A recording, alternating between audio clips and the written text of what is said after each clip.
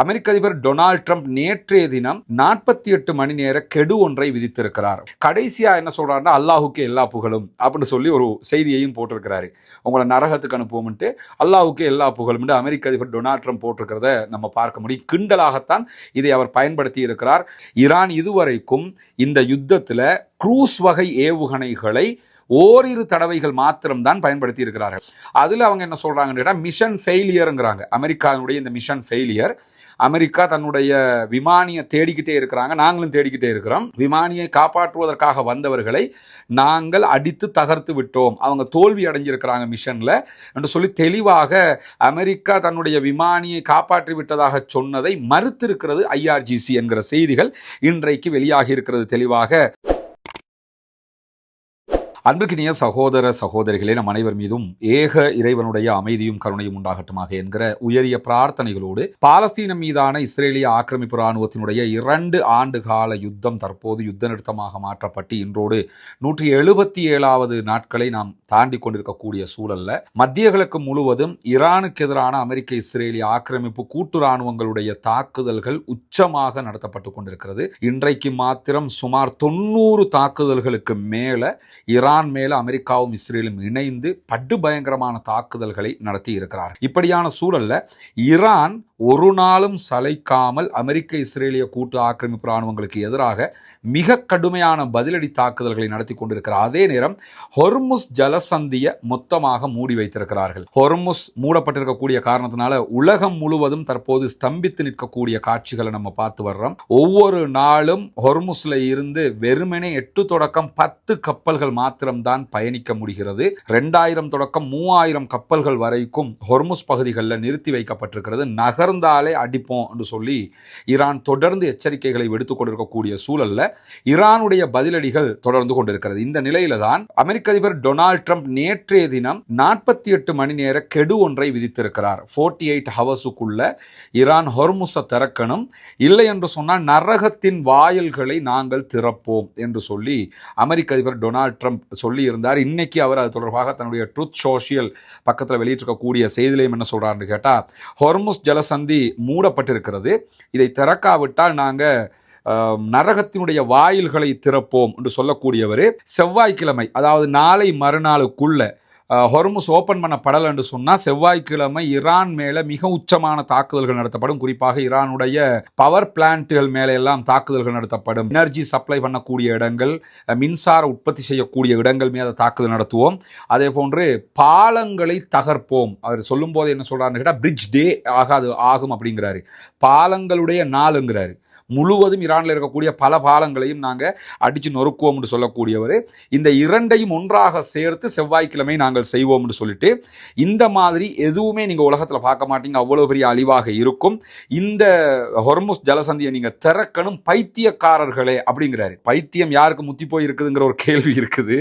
அமெரிக்க அதிபர் டொனால்ட் ட்ரம்ப்புக்கு பைத்தியம் முத்தி போய் இருக்கிற காரணத்தினால நீங்கள் ஹொர்முஸை திறக்கணும், இல்லைண்டா அது பண்ணுவேன் இது பண்ணுவேன் 30 நாளாக சொல்லிக்கிட்டு இருக்கிறாரு. எதுக்குமே ஈரான்கார மசீர மாதிரி தெரியல. மீண்டும் இன்றைக்கு என்ன பண்றாருன்னு கேட்டா, ஹொர்முஸை நீங்க திறக்கணும், இல்லைன்னா கடுமையான தாக்குதல்கள் நடத்துவோம், பைத்தியக்கார பயிலுவ நீங்க ஹொர்முஸை திறங்கடான்னு எல்லாம் சொல்லிட்டு, இல்லைன்னு சொல்லி சொன்னா நரகத்தில் நீங்க வாழுவீங்க அப்படின்னு சொல்லக்கூடியவர் கடைசியாக அவருடைய ட்ரூத் சோஷியல் பக்கத்தில் இந்த மெசேஜை போட்டுட்டு கடைசியா என்ன சொல்றாருன்னா, அல்லாஹுக்கு எல்லா புகழும் அப்படின்னு சொல்லி ஒரு செய்தியையும் போட்டிருக்கிறாரு. உங்களை நரகத்துக்கு அனுப்புவோம்ட்டு அல்லாஹுக்கு எல்லா புகழும் அமெரிக்க அதிபர் டொனால்ட் ட்ரம்ப் போட்டிருக்கிறத நம்ம பார்க்க முடியும். கிண்டலாகத்தான் இதை அவர் பயன்படுத்தி இருக்கிறார். உலக முஸ்லிம்களுடைய கண்டனத்தை பெறுகிற ஒரு காரியமாகவும் இதை நம்ம பார்க்க முடியும். இப்படியான ஒரு சூழல்ல தான் அமெரிக்க அதிபருடைய இந்த அறிவிப்பு வந்ததற்கு பிறகு உடனடியாக ஈரான் எதிர்வினையாற்றி இருக்கிறது. நாங்கள் 48 மணி நேரங்களுக்குள்ளாகவோ எந்த டைம்லையோ நாங்கள் ஹொர்முஸை திறக்க மாட்டோம், எங்களுடைய நிபந்தனைகளை நீங்கள் ஒப்புக்கொண்டு யுத்தத்தை நிறுத்தினா மட்டும்தான் ஹொர்முஸ் திறக்கப்படும், அது வல்லாமல் நீங்கள் எங்கள் மேலே தாக்குதல் நடத்தினீங்கன்னா நரகத்தின் வாசல்களை உங்களுக்காக நாங்கள் திறப்போம் அப்படின்னு இருக்கிறாங்க. அதுக்கான காரணம் என்னன்னு கேட்டால் நல்லா புரிஞ்சுக்கிறோங்க. ஈரான் இதுவரைக்கும் இந்த யுத்தத்தில் க்ரூஸ் வகை ஏவுகணைகளை ஓரிரு தடவைகள் மாத்திரம்தான் பயன்படுத்தி இருக்கிறார்கள். அவங்க பாலிஸ்டிக் பயன்படுத்துகிறாங்க, சூப்பர்சோனிக், ஹைப்பர்சோனிக் எல்லாம் பயன்படுத்துகிறாங்க, பல வகையான ஏவுகணைகள் எல்லாம் பயன்படுத்துகிறாங்க. ஆனால் குரூஸ் வகையான ஏவுகணைகள் கடலில் கப்பல்கள் மீதான தாக்குதலுக்கு பயன்படுத்தப்படக்கூடியது. அவற்றையெல்லாம் அவங்க இன்னும் பயன்படுத்தவே இல்லை. இன்னும் ஈரான்ட்ட என்னென்ன ஆயுதம் இருக்குன்னு யாருக்கும் தெரியல, ஈரான்காரங்களை தவிர அல்லாஹுக்கு தான் தெரியுங்கிற அடிப்படையில் தான் இருக்கக்கூடிய ஒரு நிலையில் ஈரான் நரகத்தின் வாயில்களை உங்களுக்காக திறப்போம் என்கிற ஒரு பயங்கரமான எச்சரிக்கை அமெரிக்க அதிபருக்கு உடனடியாக சொல்லியிருக்கக்கூடிய செய்திகள் வெளியாகி இருக்கிற அதே நேரத்தில் நமக்கு தெரியும், ஸ்பஹான் பகுதிகளில் இருக்கக்கூடிய ஒரு பகுதியில் தான் அமெரிக்காவினுடைய F-35 விமானங்களையும் அதே போன்று F-15 வகையான விமானத்தையும் ஈரானுடைய IRGC புரட்சிகர இராணுவ பிரிவு சுட்டு வீழ்த்தி இருந்தாங்க. அந்த விமானத்தில் சுட்டு வீழ்த்தப்பட்டதற்கு பிறகு இருந்த விமானி தப்பிட்டார் என்று சொல்லி விமானியை தேடுகிற பணி முடுக்கிடப்பட்டிருந்தது. ஒரு விமானியை நாங்கள் காப்பாற்றிட்டோம்னு அமெரிக்கா அறிவிச்சிருந்தாங்க. இன்றைய நாளில் 2 பேரையுமே நாங்கள் காப்பாற்றிட்டோம்னு அமெரிக்க அதிபர் டொனால்ட் ட்ரம்ப் வெளியிட்டிருந்த செய்திகளை நம்ம பார்த்தோம். நம்ம இதுக்கு முன்னாடி ஒரு வீடியோ போட்டிருக்கிறோம் ரஸ்மின் நியூஸ் என்கிற நம்முடைய தளத்தில். அதில் அமெரிக்க அதிபர் கிளைம் பண்ணுறாரு, நாங்கள் 2 பேரையுமே காப்பாற்றிட்டோம்னு கிளைம் பண்ணுறாரு. ஈரான் இது தொடர்பாக அதுக்கு பிறகு ஒரு அறிவித்தலை விடுத்திருக்கிறாங்க. ஆனால் அமெரிக்க அதிபருடைய இந்த கருத்தை மறுக்கவில்லை என்கிற செய்திகளை நம்ம வீடியோவில் சொல்லியிருந்தோம். ஆனால் சற்று நேரத்துக்கு முன்பதாக ஈரானுடைய IRGC ஒரு அறிவிப்பை விடுத்திருக்கிறது.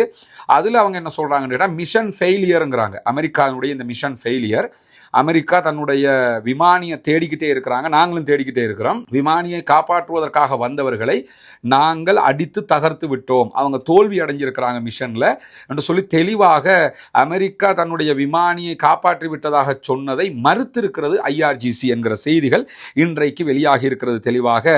குறிப்பாக நீங்கள் முன்னாடி இந்த புகைப்படங்களையும் பார்க்க முடியும். இன்றைய நாளில் அமெரிக்காவினுடைய 2 விமானங்களையும் 2 ஹெலிகாப்டர்களையும், இந்த 4 விமானங்கள், ஹெலிகாப்டரும் 2 விமானம் 2 ஹெலிகாப்டரும் சேர்ந்து 4மே இந்த காணாமல் போன பைலட்டை தேடி தான் வந்திருந்தாங்க.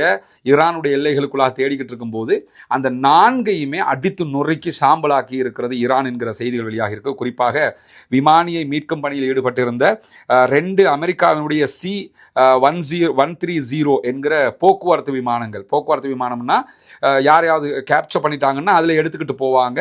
அதே மாதிரி இந்த பெட்ரோல் ஃபில் பண்ணுறதுக்காகவும் இதை பயன்படுத்துவாங்க.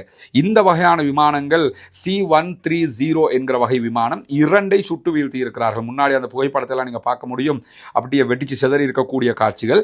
அதே போன்று பிளாக் ஹாக் என்கிற வகையான ஹெலிகாப்டர்கள், மிக பிரம்மாண்டமான ஹெலிகாப்டர்கள், தாக்குதல் ஹெலிகாப்டரும் கூட.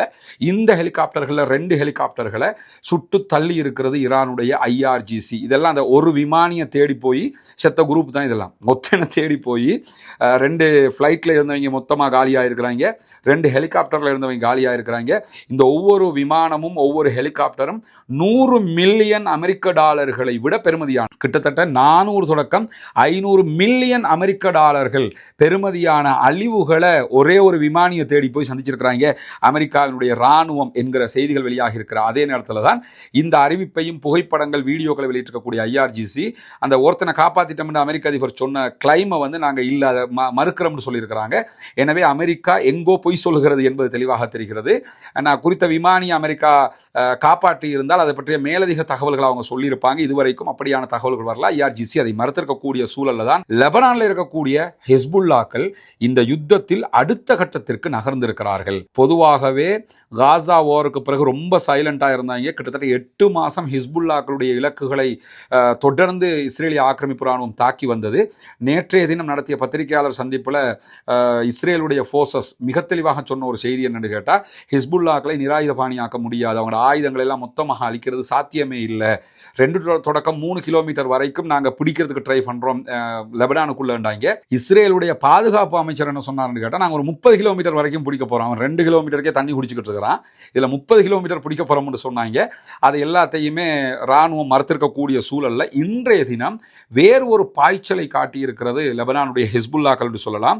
குறிப்பாக லெபனானுடைய கடற்கரைக்கு அப்பால் இஸ்ரேல் அவங்களுடைய ஒரு வார்ஷிப்பை கொண்டு வந்து நிறுத்தி இருந்தாங்க, யுத்த கப்பல். லெபனான் மேலே தாக்குதல் நடத்துவதற்காக கொண்டு வந்து நிறுத்தப்பட்டிருந்த யுத்த கப்பலை மொத்தமாக தாக்கி சாம்பலாக மாற்றி இருக்கிறது ஹிஸ்புல்லாக்கள். குரூஸ் ஏவுகணையை பயன்படுத்தி இருக்கிறாங்க. இதில் என்ன ஹைலைட்னு கேட்டால், காசாவில் 2 வருஷம் நடந்த யுத்தங்களின் போதும் அதற்கு முன்பதாக நடந்த யுத்தங்கள்லையும் 2012 ஒரு தடவை இதே மாதிரி அவங்க குரூஸ் ஏவுகணைகளுக்கு நிகரான ஒரு ஏவுகணையை பயன்படுத்தி இருந்தாங்க. ஆனால் இதுதான் இந்த யுத்தத்தில் ஹிஸ்புல்லாக்கள் முதல் தடவையாக குரூஸ் குரூஸ் வகையான ஏவுகணையை பயன்படுத்தி இருக்கிறார்கள். எனவே ஹிஸ்புல்லாக்களுடைய பலமும் உச்சமாக இருக்கிறது என்பது தெரிகிறது. கப்பல்களையே அடித்து நொறுக்குகிற அளவுக்கு ஹிஸ்புல்லாக்களிடமும் பலம் இருக்கிறது.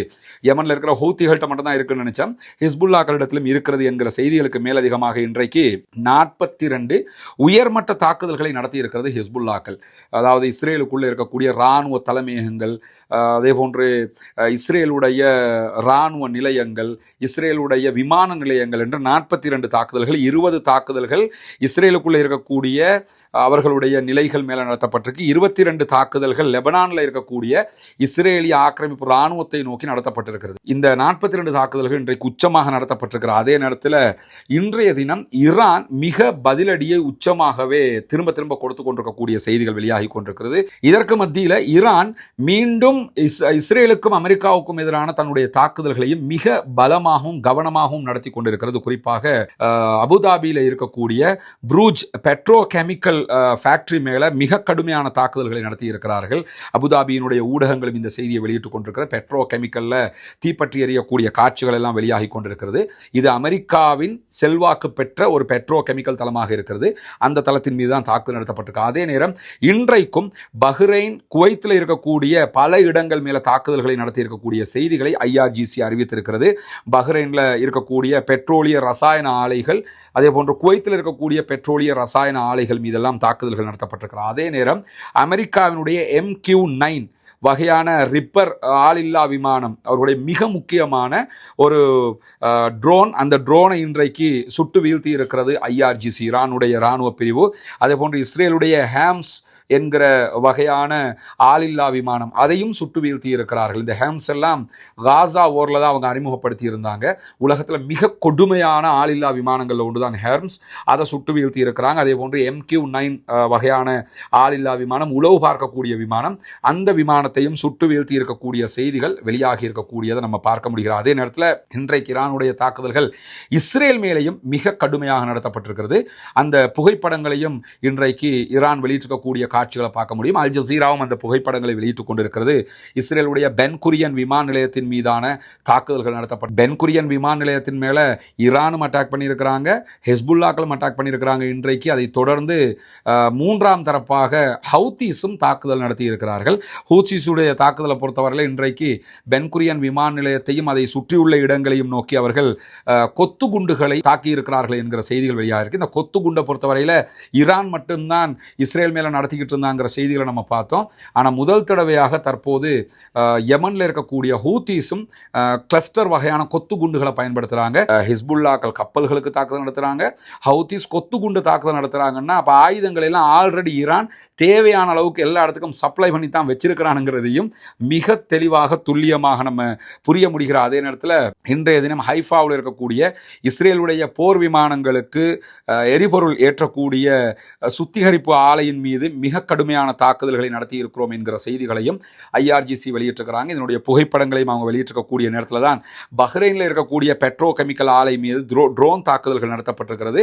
அதனுடைய தீ பற்றி எரிந்து தற்போது தீ அணைக்கப்பட்டிருக்கிறது என்கிற செய்திகளுக்கு மத்தியில் பஹ்ரைனுடைய கல்ஃப் பெட்ரோ கெமிக்கல் இண்டஸ்ட்ரீஸ் நிறுவனம் இந்த தகவல்களை சொல்லி இருக்கிறது. தன்னுடைய செயல்பாட்டு பிரிவுகள் பல ஈரானுடைய ட்ரோன்களை நாங்கள் தடுத்து நிறுத்தி இருக்கிறோம் என்கிற செய்திகளையும் சொல்லியிருக்கிறார்கள். தொடர்ந்து இஸ்ரேல் அமெரிக்காவுக்கு எதிரான தாக்குதல்களில் இஸ்ரேல் மேல நேரடி தாக்குதல் நடத்தக்கூடிய ஈரான் அமெரிக்கா மீதான தாக்குதல்களை மத்திய கிழக்கில் இருக்கக்கூடிய அமெரிக்காவுடைய நிலைகள் மீது தொடர்ச்சியாக நடத்தி வருவதை நம்ம பார்க்க முடிகிறது. எனவே தொடர்ந்து இந்த தாக்குதல்களில் ஈரான் பலமாகவும் முன்னணியிலையுமே நின்று கொண்டிருக்கிறார்கள் என்பதையும் நம்ம அறிந்து கொள்ள முடியும். ஈரானுடைய பலம் நாளுக்கு நாள் கூடிக்கொண்டிருக்கிறது. ஒரே ஒருத்தனை காப்பாற்ற போய் 4 விமானங்களை இழக்கிற அளவுக்கு அமெரிக்காவுடைய லட்சணம் இருக்கிறது. ஆனால் செவ்வாய்க்கிழமை அமெரிக்க அதிபர் சொன்னது மாதிரி ஈரான் மேல மிக கடுமையான தாக்குதல்களை நடத்துவாராக இருந்தால் அதற்கு பதிலடியாக ஈரான் மிக கொடூரமான தாக்குதல்களை மத்திய கிழக்கு நாடுகள் இருக்கக்கூடிய அமெரிக்காவுடைய நிலைகள் மேலையும் இஸ்ரேல் மேலையும் நடத்துவதற்கான வாய்ப்புகள் இருக்கிறது. அவங்களும் நரகத்திர வாயில்களை திறப்போம் என்கிற வார்த்தை மூலமாக மிக கடுமையான ஒரு எச்சரிக்கையை சொல்லியிருக்கிறார்கள் என்பதையும் நாம் கவனிக்க வேண்டும். தொடர்ந்து இணைந்தீர்கள் ரஸ்மின் மைசி நியூஸ் மற்றும் ரஸ்மின் டாக்ஸ் ஆகிய 2 சேனல்களோடு நம்முடைய செய்திகளை உங்களுக்கு உடனுக்குடன் கொண்டு வந்து தருகிற அதே நேரம் ஆக்கிரமிப்புகள் ஓய வேண்டும், ஆக்கிரமிப்பாளர்கள் ஓய வேண்டும், ஈரானிய அப்பாவிகள் மீதான ஆக்கிரமிப்பு தாக்குதல்கள் நிறுத்தப்பட மீட்கப்பட்டு மத்திய கிழக்கு முழுவதும் அமைதி திரும்ப வேண்டும் என்கிற உயரிய பிரார்த்தனைகளோடு ஆக்கிரமிப்பாளர்களுக்கு எதிராக தொடர்ந்தும் ஜனநாயக ரீதியாக குரல் எழுப்புவோமாக வாகிறது. அவ்வானான் அல்ஹம்துலில்லாஹி ரப்பில் ஆலமீன். ரமலானுடைய மாதத்தில் நம்ம உங்களிடத்தில் மீண்டும் மீண்டும் வேண்டிக் கொண்டு வந்ததுதான் உங்களுடைய ஜகாத் மற்றும் சதக்கா நிதிகளை இலங்கையினுடைய கிழக்கு பகுதிகள் பொத்துவில்ல செய்து வரக்கூடிய இஸ்லாத்தை ஏற்றுக்கொண்ட சகோதர சகோதரிகளுக்கான வீடு கட்டும் கட்டுமான பணிகளுக்கு தந்து உதவுங்கள் என்று சொல்லி. ஏன்னா ஜகாத்தை பெறக்கூடிய தகுதி படைத்த 8 கூட்டத்தாரில் இந்த இஸ்லாத்தை ஏற்றுக்கொண்ட சகோதரர்களும் அடங்குகிறார்கள். அவர்கள் ஏழைகள் என்கிற காரணத்தினால அவர்கள் மிஸ்கீன்கள் அதே போன்று ஃபக்கீர்கள் பட்டியலையும் வருவாங்க. மொத்தத்தில் ஜகாத் பெறக்கூடிய 8 கூட்டத்தில் 3 கூட்டத்தினுடைய நன்மைகள் அவர்களுக்கு கொடுக்கக்கூடிய உதவிகளால் நமக்கு கிடைத்துவிடும் என்கிற செய்திகளை உங்களுக்கு நம்ம தொடர்ந்து சொல்லிக் கொண்டு வந்தோம். அங்குள்ள காட்சிகளையும் நம்ம காட்டியிருந்தோம். ஏற்கனவே 5 வீடுகளை நம்ம கட்டி கையளிச்சிருக்கிறோம். அந்த காட்சிகள் எல்லாம் தொடர்ந்து நீங்கள் பார்த்து வருகிறீர்கள். அதை தாண்டி இன்னும் 9 வீடுகள் கட்ட வேண்டிய தேவை இருக்கிறது. மொத்தம் 14 வீடுகள் என்கிற தகவல்களை உங்களுக்கு நம்ம சொல்லி வந்தோம். அதற்கான உதவிகளை நீங்கள் தொடர்ந்து வழங்கி வருகிறீர்கள். உங்களுடைய ஜக்காத்து தான தர்மங்களை தந்து வருகிறீர்கள். அந்த அடிப்படையில் தற்போது நம்ம 6வது வீட்டை கட்டுகிற பணியை ஆரம்பித்திருக்கிறோம். அதனுடைய காட்சிகளை தான் நீங்கள் முன்னாடி பார்க்குறீங்க. நீங்கள் தரக்கூடிய உதவிகளை கொண்டுதான் மக்களுக்கு தேவையான ஏழை எளிய மக்களுக்கு உரிய எல்லா காரியங்களையும் நம்ம பண்ணி வர்றோம். தித்வா புயலுக்கான பணிகளாக இருந்தாலும் சரி, அதற்கு பிறகு வாட்டர் டேங்கை நம்ம ஓப்பன் பண்ணி கொடுத்ததாக இருந்தாலும் சரி, மற்ற எல்லா பணிகளும் நீங்கள் தரக்கூடிய ஜகாத்து தான தர்மங்களை கொண்டு ஏழைகளுக்கு முறையாக செய்யப்பட்டு வருகிறது என்பது உங்களுக்கு தெரியும். அந்த அடிப்படையில் தான் தற்போது அல்ஹம்துலில்லாஹ் 6வது வீடை கட்டுகிற பணியை நம்ம ஆரம்பிச்சிருக்கிறோம். இந்த பணி தொடர்ந்து நடைபெற்று 14 வீடுகளும் மீதி இருக்கக்கூடிய 9 வீடுகளும் கட்டி முடிக்கப்பட வேண்டும் என்பதுதான் என்னுடைய பிரார்த்தனையும் நிச்சயமாக உங்களுடைய பிரார்த்தனையாகவும் இருக்கும். எனவே இந்த பணியை சிறப்பாக முடிப்பதற்காக தொடர்ந்தும் உங்களுடைய உதவிகளை வாரி வழங்குங்கள் என்கிற கோரிக்கையை இந்த இடத்திலே முன்வைத்துக் கொள்கிறேன்.